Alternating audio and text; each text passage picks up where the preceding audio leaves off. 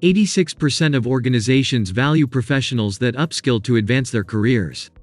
It's never too late. Enroll for a self-paced online course today and get to enjoy a 10% discount. Our courses are monitoring, evaluation, accountability and learning, water, sanitation and hygiene, disaster risk reduction and management, food security and nutrition in emergencies, procurement and supply chain management, human nutrition and dietetics, maternal and infant young child nutrition. Hello, everyone. Good morning, good afternoon, based on where you're joining us from. Welcome to today's webinar. Today's webinar is on human nutrition and dietetics, and the topic for the day is food waste and loss solutions for better food sustainability. Our expert for the day is Irene Maregi. Before we dive right into today's topic, I'd like to welcome Irene just to say hello to us before we can proceed. Irene? Thank you for the opportunity. Hello, everyone. My name is Irene Maregi, and I am going to be the facilitator for today's webinar.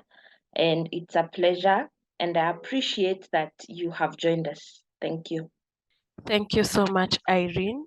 And on behalf of the entire Humanitarian Global team, I do send salutations and I do apologize for my voice. It's a little bit coarse. I'm currently battling a little bit of a flu.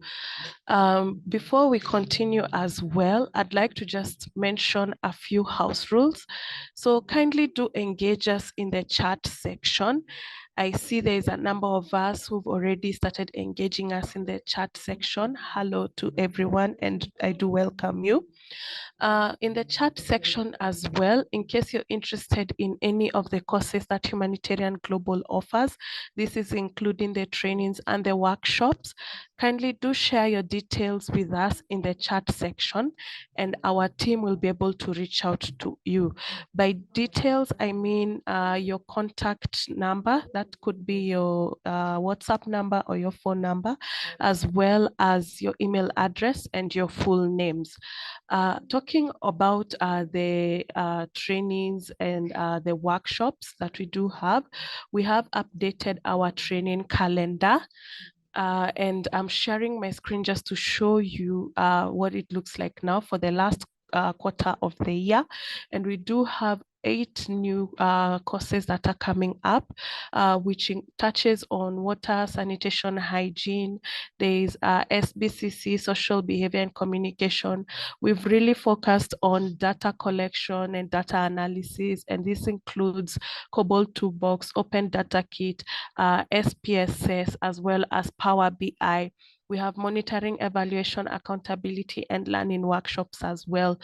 We have those that directly touch on dietetics and human nutrition, which can be covered in fundraising and resource mobilization for NGOs, report and proposal writing, as well as leadership and project management. Excuse me, and project management. So for you, I will be sharing this link with you just for you to be able to explore these upcoming trainings as well as see their dates. One that I'll use as an example today is writing proposals and report writing for donor-funded projects. I know this cuts across the entire humanitarian sector. Anyone who works even in nutrition, you're required to write reports and proposals as well. And we do have a training that is upcoming that starts actually next week on 3rd of October. So for you to be able to register for this, I'll be sharing with you the registration form. You come click on register. So you can click on register here. And once you've clicked on register, kindly fill in the form. And then once you click submit, our team will be able to reach out to you our team will be able to reach out to you with more information on and assisting you in terms of registration and getting you on board for the upcoming course. Remember, I've mentioned proposal and report writing classes start on 3rd of October. That is next week. In case if you're interested in any of the other courses, as I've mentioned, I will be sharing a link to the calendar for you to explore any of the courses simply by clicking on the name of the course. For the proposal writing, I will be sharing this training form for you to register. You can also, in case if, for instance, you come, you see maybe data collection for humanitarians using COBOL toolbox and open data kit, it's the same registration form. You can fill in your details. In case if you're interested in any of the courses, as you can see here, they're all listed in the registration form. And once you submit, we will be able to reach out to you with assisting you in terms of payments, as well as completing your registration. And like I did mention, getting you on board. With that, I do apologize for that. I lost connectivity for a second there. So with that said, I don't take much of your time. I'll hand over to Irene, who has quite an interesting session for us today on food waste and loss solutions for better food sustainability. Irene, the floor is yours. Thank you so much for that introduction. So because of time, I understand that we all are pressed for time and we are anxious to start this. So let us just head right on into to our topic for today. So as you've heard, the topic for today is food waste and loss solutions for better food sustainability. So our agenda for today, we are going to look at what is food waste, what is food loss, what is the global view of food waste, what are the statistics, how much food are we really saying is going to waste for it to be of such high concern to us. How do we prevent this food loss and food waste? And then we are going to also look at any questions or concerns you may have, and we have a brief discussion on that. So getting right into it, the state of food and agriculture defines food waste as the decrease in the quantity or quality of food resulting from decisions and actions by retailers, food service providers, and consumers. So when we talk about food waste, we are talking about food that is intended for human consumption that has been wasted and lost.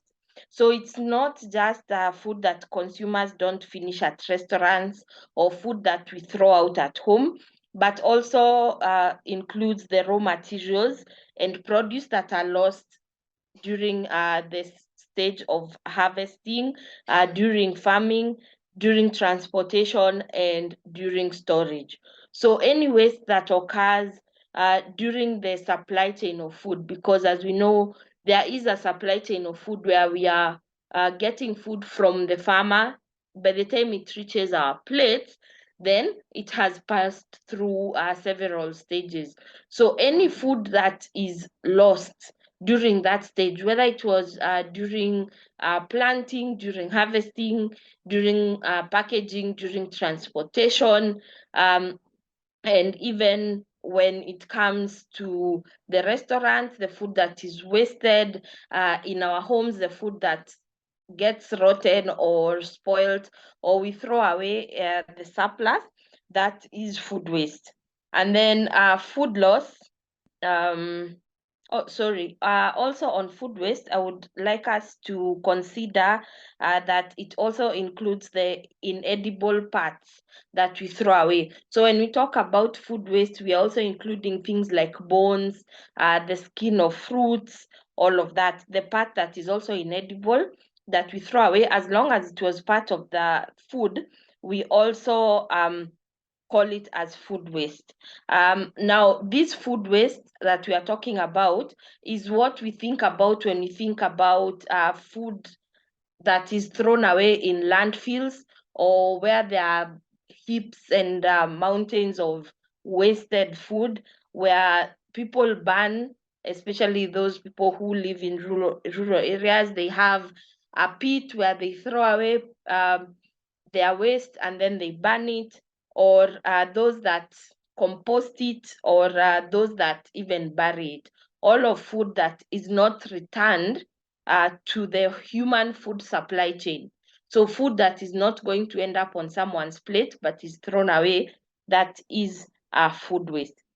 When we talk about food loss, we are referring to any food that is discarded, incinerated, or otherwise disposed of along the food supply chain, which starts with harvest or slaughter, but excludes the retail level, and the food does not re-enter the supply chain for another productive use, such as feed or seed.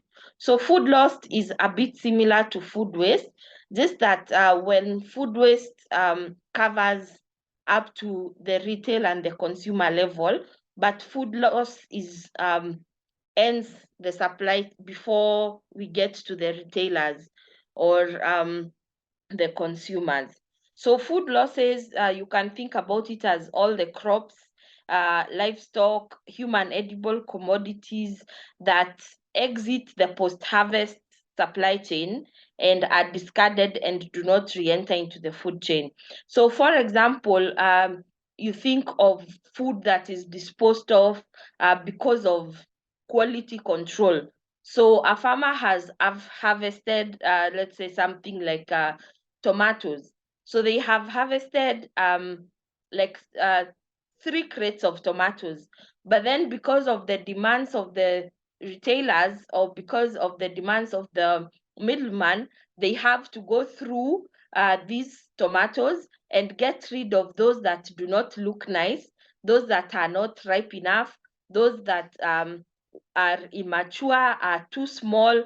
So that waste that comes from that, now that is food loss. If it's not going to be reused and re-enter into the food chain, then that is food loss. It also covers what loss that can happen during storage, because as we know, sometimes, especially with the perishable products, some of them get spoiled during storage. They may be stored inappropriately. Even grains, sometimes they are stored with a lot of moisture. They were not dried properly, so they get some molds and things like those, and they're lost. That also includes food loss.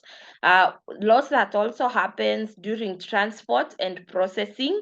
So you find that some of these raw products are going to undergo processing.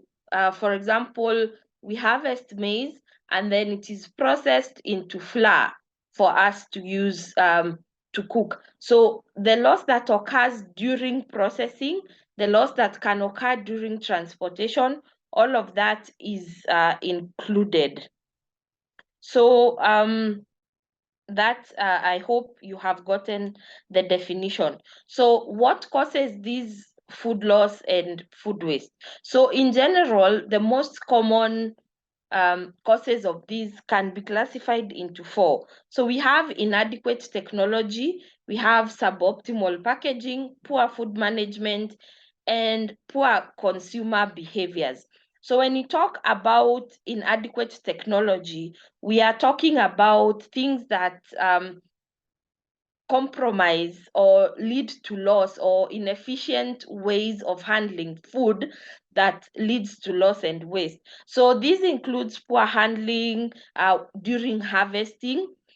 We also include inadequate storage and transport, lack of cold chain capacity, where you find that because of lack of cold chain storage and transportation services, you find that some of these perishable foods really get spoiled on transit, extreme weather conditions, and a lack of planning. So you find that we need to really think about this from the grassroots. That is from the farmer, how we can prevent loss from the farm, during transportation, when it gets to the retailer, when it gets to the consumer, gets to our houses or our hotels, and gets to our plate. So we have to think about it in a bigger picture kind of way. And then we also have things like poor infrastructure. So you find sometimes roads are flooded. So things that were supposed to be transported within a day end up taking a week, and a lot of them get spoiled. And then lack of cold storage, as we've said. Think about things like tomatoes, fruits, vegetables, meats, fish, all of that need special storage is also something we need to look at. And then even the machinery and the equipment that the farmers use is also something of concern, because you may find that this loss is occurring during harvesting, that a lot of the food is getting damaged. So think about farmers who are hand picking things like tomatoes, things like onions, oranges, mangoes, or even someone who is shaking down a fruit tree so that the fruits fall down because they do not have equipment to harvest them. Some of those fruits will fall on the ground, get banged up, and spoil faster. So we need to look at how to help farmers use technology that really is going to help us use or help us get as much food from the farm that is not spoiled as possible. So when we talk about suboptimal packaging, we know that one of the concerns that we have when it comes to food spoilage is the shelf life, or how long a food can be kept and it is safe for use. So that's where packaging comes in, because some foods can be packaged really well. You find there are things like vacuum packaging, there are things like where we totally seal the food, and the food can be stored for even up to a year. So when we do not have these good packaging methods, we find that the food gets spoiled faster. There is also the environmental impact of excessive packaging, or using correct packaging so that we also do not harm our environment. You find that a lot of food products are packaged using plastics.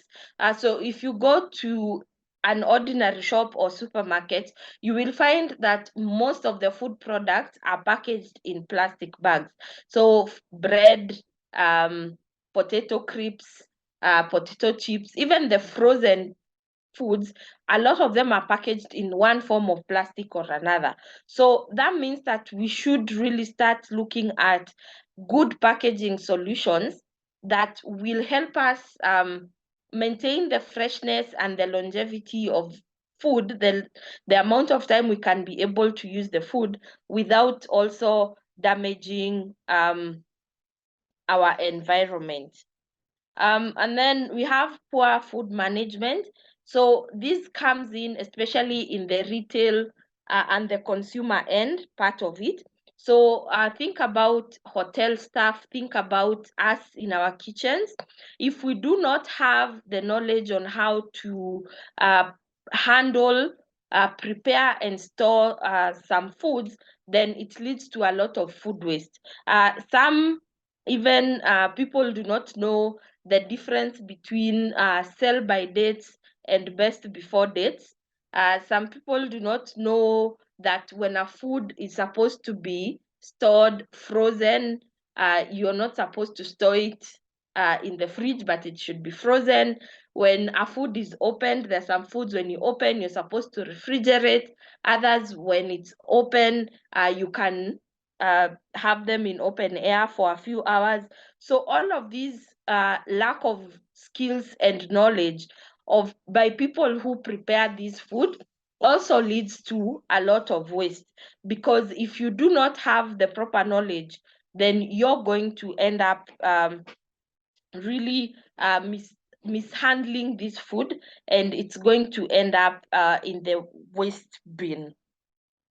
Also, when we come to the poor food management skills, it's also good to note that sometimes it's just because of lack of good planning, because part of proper food management means that you should be able to adequately forecast and plan for the demand of the food that you're going to buy.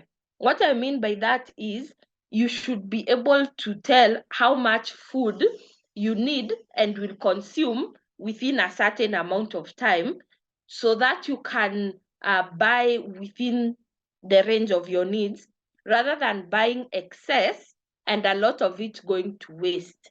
So sometimes it's just because of lack of proper planning. When you talk about consumer behaviors, now this is where we look at how much food we buy in our homes, how much food we prepare, and how much food we eat, and how much food we end up throwing away.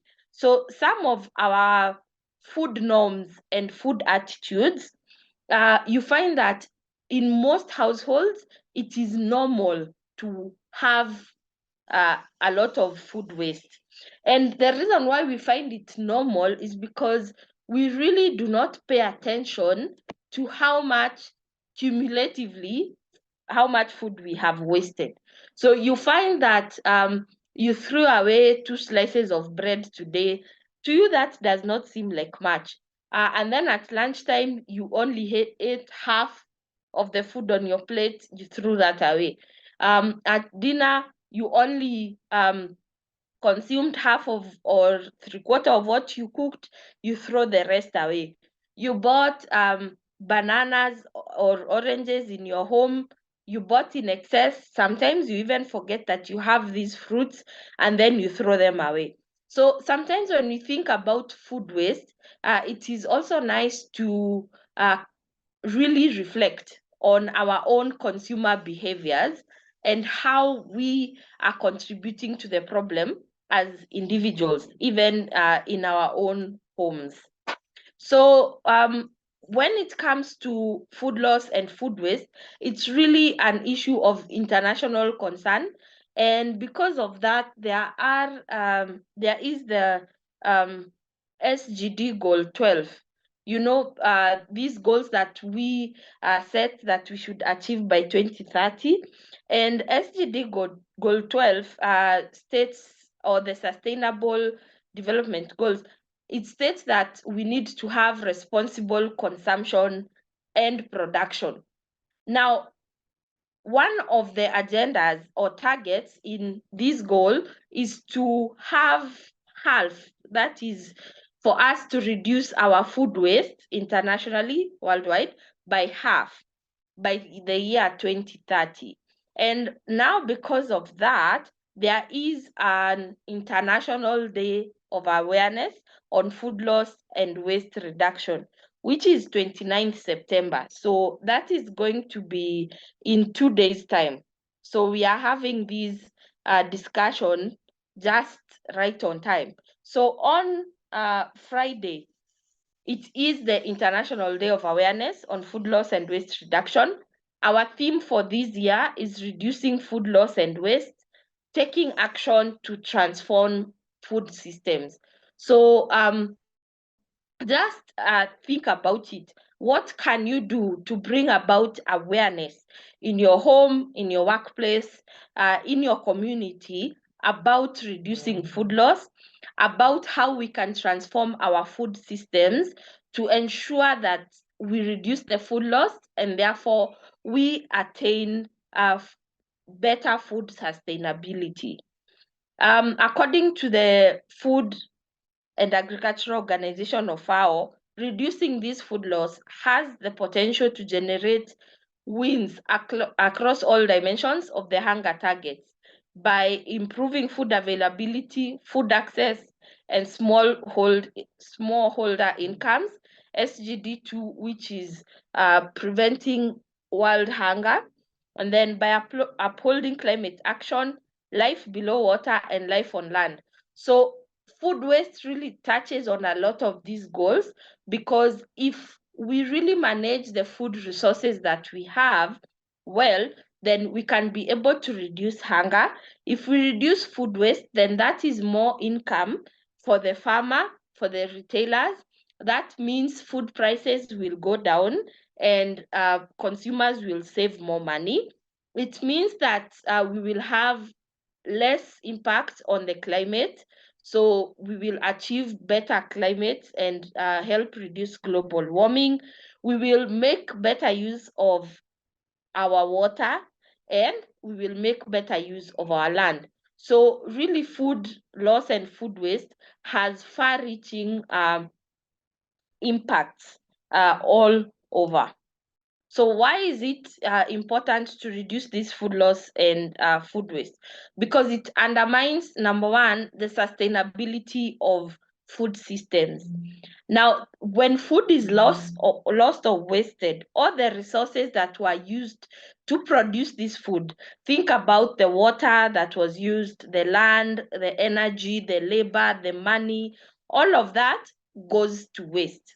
In addition, the disposal of food loss and waste in landfills leads to greenhouse gas emissions, which contributes to climate change.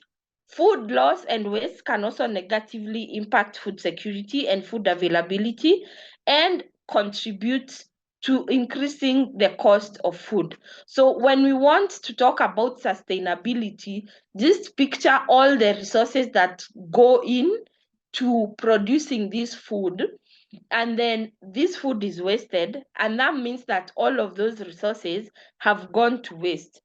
And remember that our food systems, they cannot be resilient if they are not sustainable.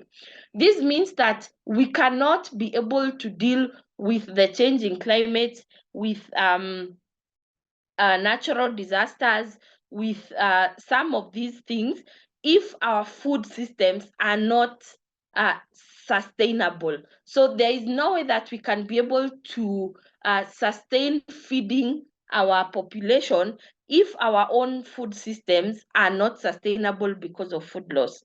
So we need to focus on the adoption of integrated approaches that are designed to reduce food loss and food waste. So we need to take actions that require global and local maximization of the food we produce, because we do produce almost enough food in the world as is, in our communities, in our countries. But our challenge is that a lot of this food goes to waste, so we are not really utilizing this resource. So think about things like using technology so that we can be able to come up with some solutions. So you can have e-commerce platforms for marketing, which is going to be able to connect farmers to sellers, so that farmers can be able to sell their produce, so that it does not go to waste. Better practices while harvesting, storing, and transporting this food. We can also help achieve zero world hunger, because as I said, we produce a lot of food that ends up in landfills and goes to waste. It helps reduce poverty and also reduces the negative impact on our environment and our economies. So let us look at the scale of how this food has really impacted us, this food waste. So if you look at this, I don't know if you can see it well. I hope it is clear. So if you look at this, you can see that on a global scale, over 1 billion tons of food is either lost or wasted. So imagine 1 billion tons of food. How much food is that is going to waste? A quarter of fresh water is used in agriculture. that a quarter of fresh water used in agriculture goes to waste. A quarter of all fertilizer that we use goes to waste when the food goes to waste. Imagine we waste globally the amount of land that goes to waste due to food loss is actually bigger than the whole of China. And then the greenhouse emissions that really are caused by this food waste is a lot. So when you really think about it, it's a really serious problem. So according to the 2021 United Nations Food Waste Index report, around 931 million tons of food waste was generated in 2019. 61% of that came from households. So in our homes, we are wasting the largest amount of food. 26% came from food service, that is restaurants and hotels, and 13% from retail, that is the sellers. So you can see here that if we reduced this 61% that is wasted in our households, it would go in a really long way. This suggests that 17% of total global food production may be wasted. So we are wasting 17% of all the food that is produced in the world. Between 691 and 783 million people faced hunger just last year alone. So imagine all of these people are facing hunger, yet tons of food are going to waste every year, which sounds really like a social injustice, and it is. It is a social injustice. Food that is lost and wasted accounts for 38% of total energy usage in the global food system. So we are also using a lot of energy that is going to waste. And food loss is valued at $400 billion annually, which is the GDP of a first world country. So imagine the amount of money, resources, land, water that we are wasting when food goes to waste. So household per capita food waste generation, that is the food that each household wastes, is found to be broadly similar across countries of all incomes. So this problem is not just a first world problem. Even here, we have this challenge as well, where we are throwing away a lot of food. So when it comes to the environmental impact as well, think about the greenhouse gases, think about all the plastic that we throw away because of their packages of food containers, all the greenhouse emissions and all of that. So how do we prevent or minimize this food waste that seems to be really that extreme? So we look at it from the supply chain. So we have near the farm or in the farm, where we need to deal with inefficient harvesting practices, out-of-date machinery, and crop damage. When we come to transit, we need to improve our infrastructure and look into cold storage, better ways of storing food when it is in transit. During food processing, we have poor planning and outdated equipment. We have lack of measurement and data to show hotspots or to show areas of weakness, lack of food handling skills and awareness. In restaurants and stores, we have poor planning and stock management, lack of measurement to show hotspots, lack of food handling skills, and awareness. So people really need a lot of education about food loss. At home, we have lack of awareness of food waste issues, inefficient cooking, storage, and portioning, poor planning, not using shopping lists or menu plans, and poor understanding of date labels. So when we look at it across the supply chain, there is something you and I can do to really bring this food loss down. So in the households, We can reduce food waste by focusing on smart shopping and food storage. So you can do that by including a shopping list. You can plan your meals better so that you know exactly what you need to buy and in what quantity when you go shopping. You understand the difference between use by and best by date, that is food labels. You make sure your fridge is set to the correct temperature so that your food does not spoil unnecessarily. You should also understand in your household how best to store different foods and make use of leftovers. Do not always just throw away food. If food can be used as leftovers for the next meal, if you can use leftovers to come up with a meal the following day without needing to cook, that is going to really help. You can also look into adopting a healthier, more sustainable diet, buying only what you need, avoid buying in excess. And now that is where prior planning really comes into play. When you go to the market, don't just pick the nice looking vegetables, the nice looking fruits for aesthetics. I know, especially when we go to buy groceries, we really want to buy only what looks very nice. But have you ever wondered what happens to the food that no one picks? And that fruit has no issue with it other than it is maybe a bit misshapen. It does not look as nice as the other one.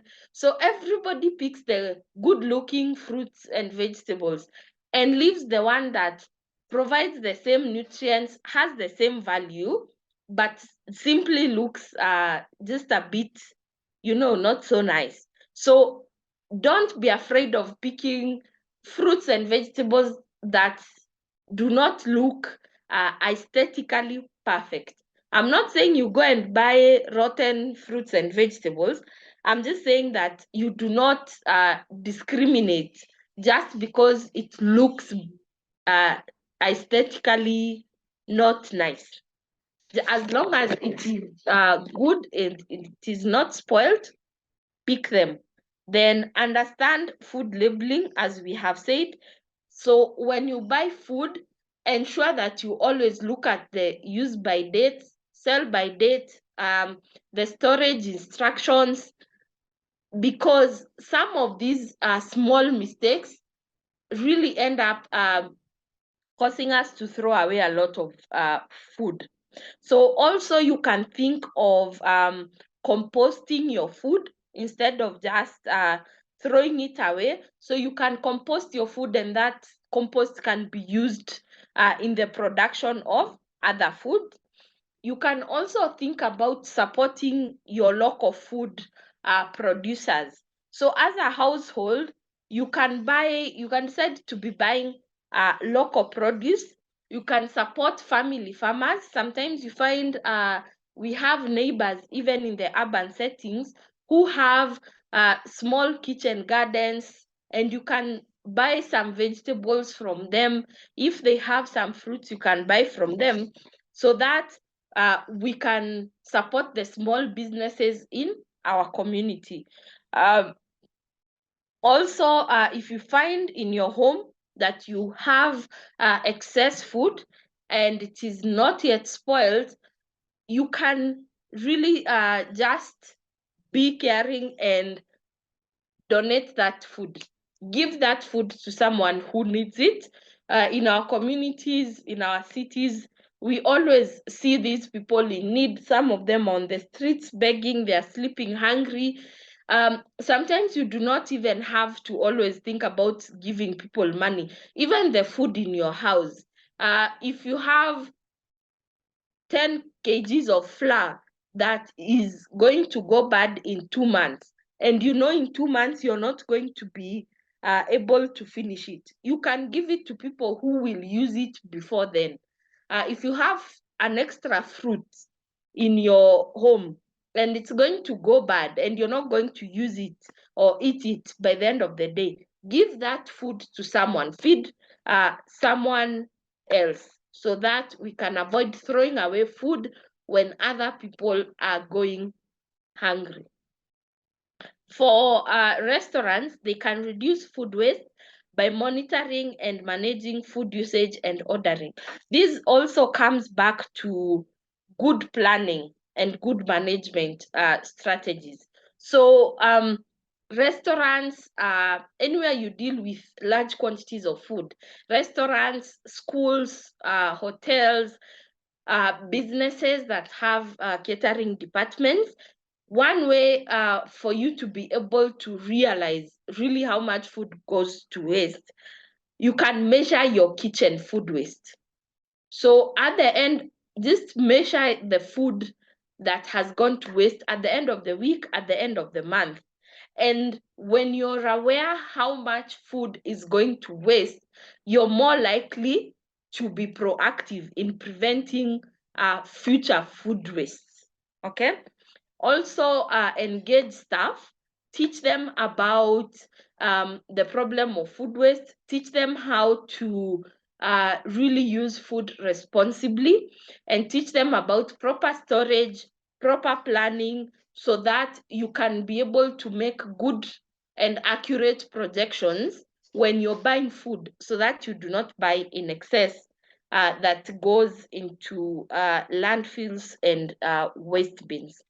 Retailers can reduce food waste by improving stock and food handling practices. So retailers are the shops, the people at the market, the people at the supermarket. So they can also measure the amounts and the types of foods that are being wasted, so that they can be able to identify hotspots. That means they can identify the areas where, or the times when, this food is being wasted the most. And that is really going to help come up with solutions, so that we can stop this food loss. Sorry. Then we also have food producers. So these are the farmers, ranchers, and fishers can reduce food losses by improving food practices. So remember, in our food supply chain, they are the ones who are the beginning of this chain, because they're the ones who produce this food. So if they can be educated to have better farming practices, harvesting practices, that will reduce food waste, or they can be given even better access to resources that help them buy equipment that will make sure that they use the resources they have efficiently, then they are going to be also part of the solution. So this also includes ensuring that they harvest products at the right maturity and using appropriate harvesting equipment, so that we can maximize the amount of food they get from the farm without damaging the food too much. If they wait too long to harvest, then the food becomes overripe. There's a lot of waste. If they harvest before the food is mature and ready, then a lot of it is rejected in the market, and that is also waste. They can also engage consumers, such as wholesale retailers or even big institutions, so that they can get direct orders. So in a way, it is cutting out the middleman, but it's going to help, because if farmers can find their end consumer, then they can prevent damage and loss on transit, or damage and loss that occurs in transportation and when it's with the retailers.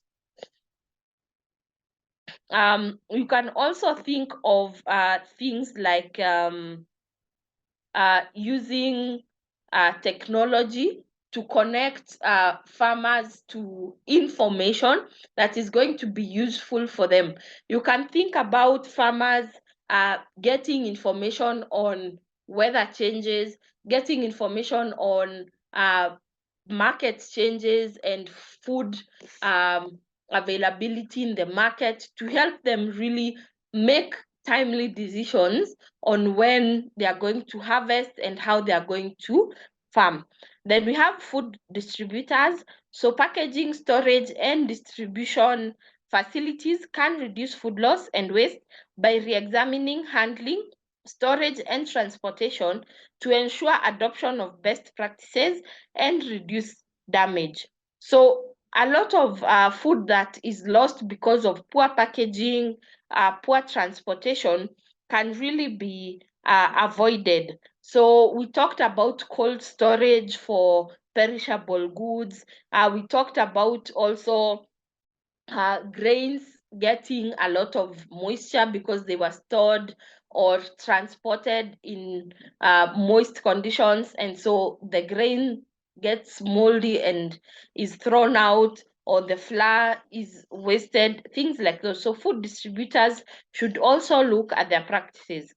Food processors and manufacturers can reduce food loss and waste by implementing technical solutions in the supply chain. So some of these include training their staff to reduce technical malfunctions and errors during processing. You can look at your production process and re-engineer it so that your product, your end product, does not leave a lot of waste behind. Ensure that they use really efficient ways of production so that we minimize food waste when it comes to the manufacturers, or they can even repurpose and reuse the food waste that they get. Then we have governments and policy makers. So these are the people who can really have a great impact, because our policies really inform a lot of how business is conducted in our countries. So governments and policymakers can reduce food loss and waste through coming up with educational programs, policies, and financial incentives that support more efficient food production and distribution. So a lot of people are not even aware of how big a problem food waste and loss is. So the education programs will go a long way in sensitizing people about the problem, so that people, when they are aware that this problem exists, then we can start coming up with solutions. And then the financial incentives, where you find that these governments really encourage businesses that use efficient food production systems. Then we have collaborations and partnerships of all stakeholders along the food supply chain so that we can reduce this food loss and waste. So this is not a problem that we can tackle on our own. We need to collaborate with each other. We need the farmers to collaborate with the transporters, to collaborate with the retailers, to collaborate with the consumers, so that we can all play our part to reduce this food waste. Key drivers for change, of course, include raising the public's awareness, as I just said, combined with tailored policies that facilitate the identification of targeted incentives and context-based regulatory frameworks. So we really need to make these a public service announcement kind of thing, where everybody is made aware of how much food is really going to waste, and also is made aware that they have a role to play to really prevent this food waste. So that is it for my presentation. So now I open up the floor for any questions and answers. Let me address the Q&A section first. So Nikki Okeo asks, what has Community Food Bank done, if any, on reducing food loss, and what are the new innovations to improve this? So community food banks are really a positive way of reducing food waste. So because community food banks are where community members bring in any excess food they have, or just donate food to help feed the homeless. So this is a positive impact on food loss. How a new innovation that we can do to improve this, some of the ways we can use technology is to ensure that we can inform within our own communities. We can come up with a way using technology to inform people of the food that is needed and where and when the food is needed. So we can come up with ways of promoting food drives, if we can call it that. So technology has been used. There are some apps you can find that really connect people in a community, where they are made aware when a food need occurs and people bring in their excess food. Your second question is, what is the current trend in food waste transformation, e.g. without vegetables to dried vegetables? So that trend is really coming up. There are some food trends, health food trends, that are coming up, especially now in 2023. And one of them, as you said, is where you find that people are finding alternative ways of conserving this food. So there is an upgoing trend of this, and you find some areas, if I can use Kenya as an example, you find some areas where in the rural areas, women are being taught how to sun dry vegetables, and the vegetable is turned into a sun-dried product that can be used when vegetables are not readily available. So there is an uptrend in that. There's also another uptrend where people are becoming more health conscious, and that means that there is an uptrend of people wanting to get healthier foods that have less impact on the environment. And because of the awareness of global warming and climate change, food packaging trends are also changing, where food companies are coming up with biodegradable food packaging so that they can reduce their carbon footprint.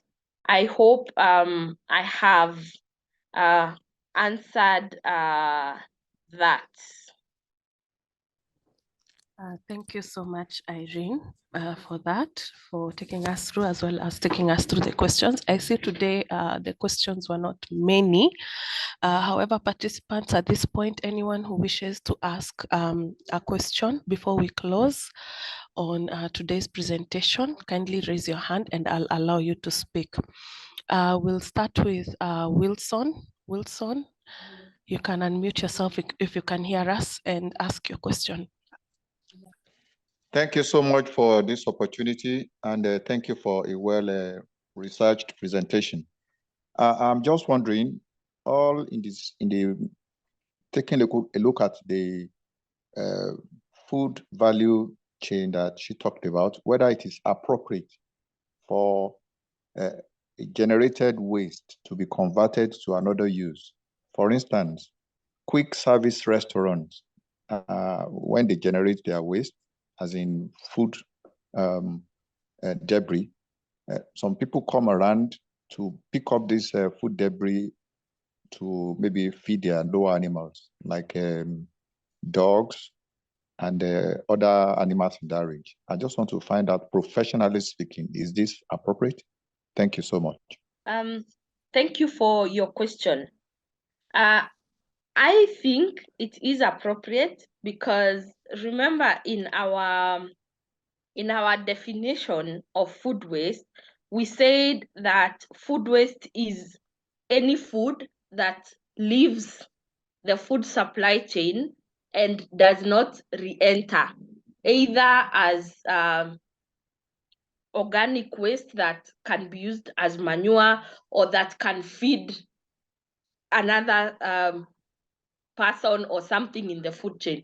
So if we are taking food waste and reusing it or repurposing it, and in a way it is re-entering the food system, because if they are taking the food waste and it is being used to feed animals or used as compost, which is then used as manure, then it is okay. The only issue here would be the legal side of it, because then it has to be done in a safe way. So if this waste is coming from food establishments, do they have an agreement with the people who are coming to pick this waste and taking to their farm to feed their pigs maybe, or to compost it? Because it can come in as a hazard in a way. But if it is done safely and it is done in a systematic and open way, it is a very good way of reducing food waste. Sometimes even the restaurants and the food chains, you find they even resell the plastic packaging, the bottles and the whatnot. They are resold to manufacturers who reuse them to remake new bottles. So as long as it's done in a safe way and in an open way, and there's no health hazard that comes in, then it is a good way of reducing this food waste. Thank you so much, Irene, for that. As we wind up, I do see two more questions in the Q&A question. Maybe we can take these last two questions because I see we are 4 minutes past time. Okay, yeah. So Nikki Okeo has asked, hope we should also consider circular economy, e.g. use of insect and chicken do hard to pick waste.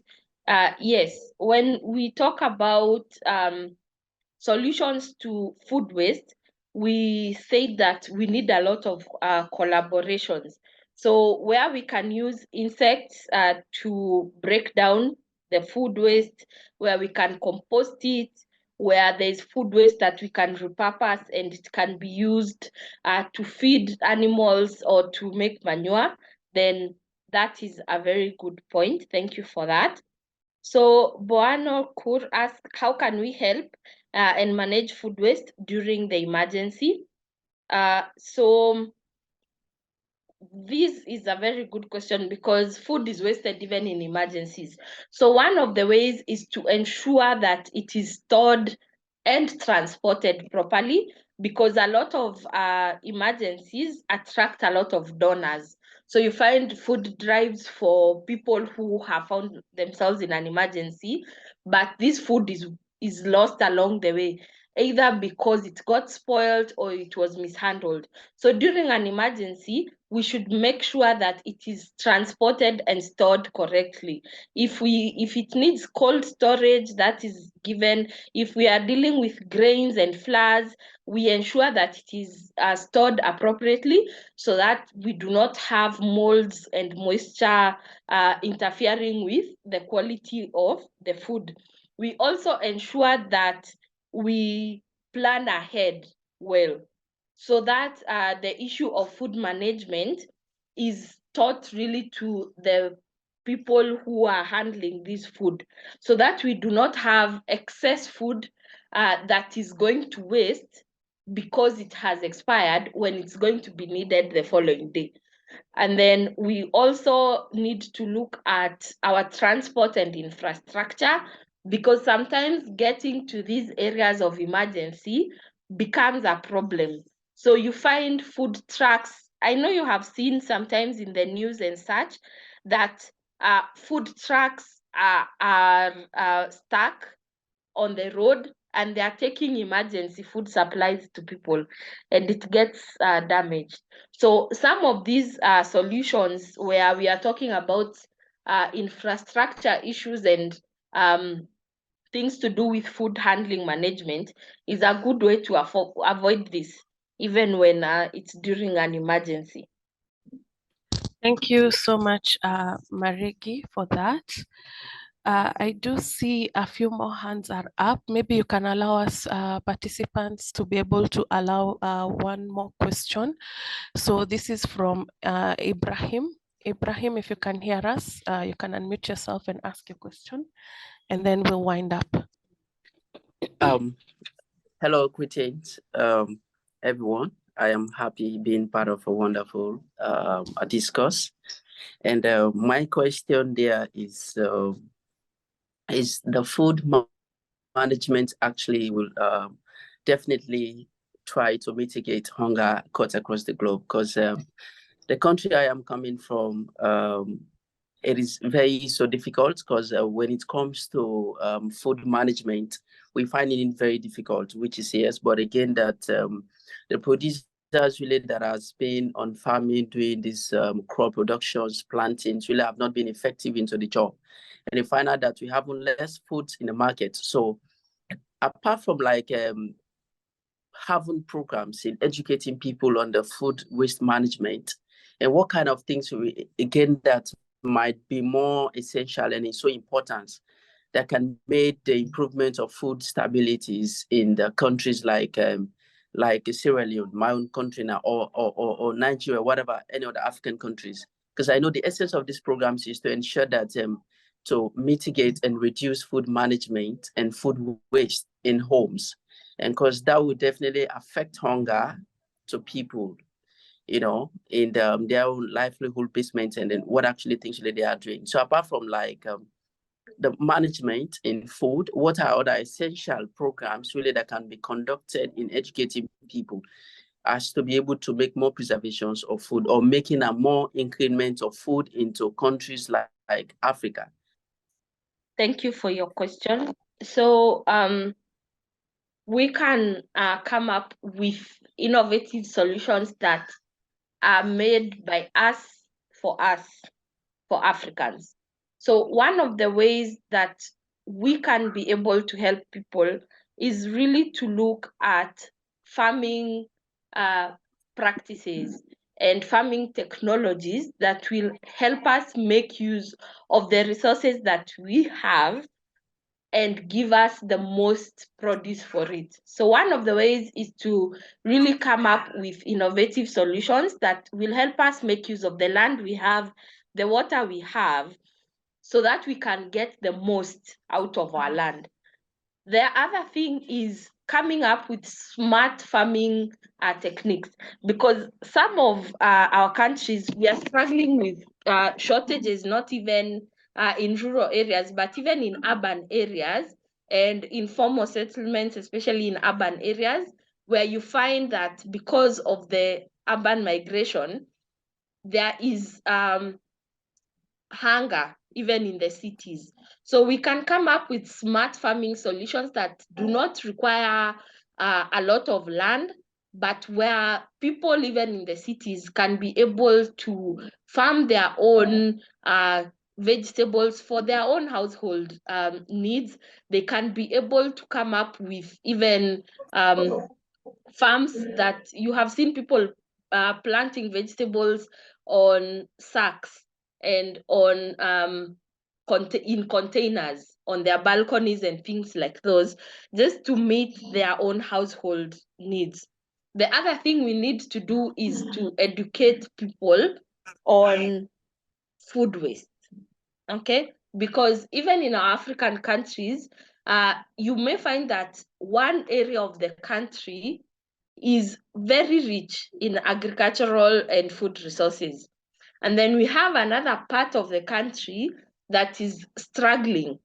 And the people with a lot of food really get a lot of losses. But if we found a way to really be our brother's keeper and really ensure that our infrastructure allows us to be able to move this food from where there is excess to where there is demand for it, then this food waste would also really go down. Because sometimes it is a social injustice, and it's a bit ironical that you may find farmers in one area of, let's say my country, Kenya, where I am, you may find when it's harvest season that people are throwing away even food because they have run out of space to store it. The market prices have dropped in their area because the supply is in excess. And yet in another corner of my country, there are people who are dying of famine and starvation. So you ask yourself, is it sometimes the issue that we do not produce enough food, or that we do not have systems that help us help each other, where one part of the country can be able to feed an entire country, but because of infrastructure, politics, and all of that, that this food goes to waste instead of helping their fellow countrymen. So there are some really hard questions we need to ask ourselves when it comes to things like those. Okay, so those are some of the solutions I can think of right now that might help us go a long way in solving some of these issues. Thank you so much, Irene, for that wonderful presentation and even taking us through the Q&A Q&A session. At this point, participants, we come to the end of our webinar. I would like to say thank you so much for joining us in this very interactive session. We've been able to learn a lot about food security, food waste, as well as sustainability. Remember, we will be sharing, excuse me, we will be sharing all the materials related to this webinar to the email addresses that you did register with. Kindly remember to explore our upcoming courses, as I did share at the beginning of this webinar, and I did share the links with you. In case if you'd like to register for any of our courses, do share with us your contact details as well. Feel free to reach out to us either via our website or even responding to the emails that we do share with you, the communication that we do share with you. With that said, I do wish you a great rest of your day, and the webinar has come to a close. Feel free to leave at your own leisure. Thank you.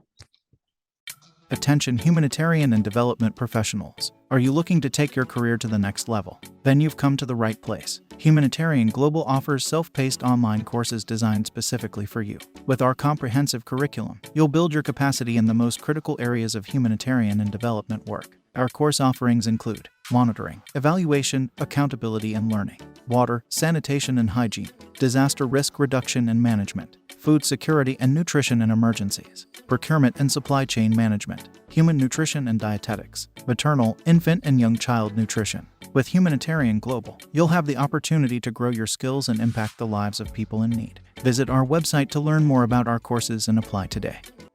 My name is Adam Mohammed. I am a humanitarian person and a farmer at the same time. I am also a Nigerian. My journey as a humanitarian started sometimes around 2016 in the NYSC camp. You know, when you finish your degree program, you need to go for a year training. So in Nigeria, we call it NYSC, National Youth Service Corps.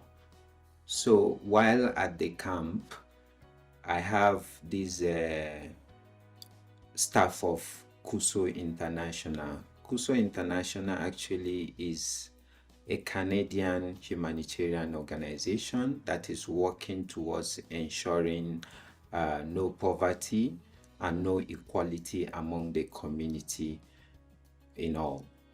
So they approached the serving corps members at the camp, telling them to come and volunteer with the organization in providing services in certain communities that they will be posted to. At first, I wasn't interested because I am a farmer. Then I realized that there are several areas where I can render my service to. I can also render my service to youths, encouraging them to have a sustainable means of livelihood in agriculture. There and then, I key in, I applied, I became a volunteer. So after volunteering with KUSO International, I then had the interest of working as a humanitarian person. I worked with KUSO International for a year, and thereafter I moved for my second degree studies, Masters in Agricultural Economics at Ahmadu Bello University Zaria.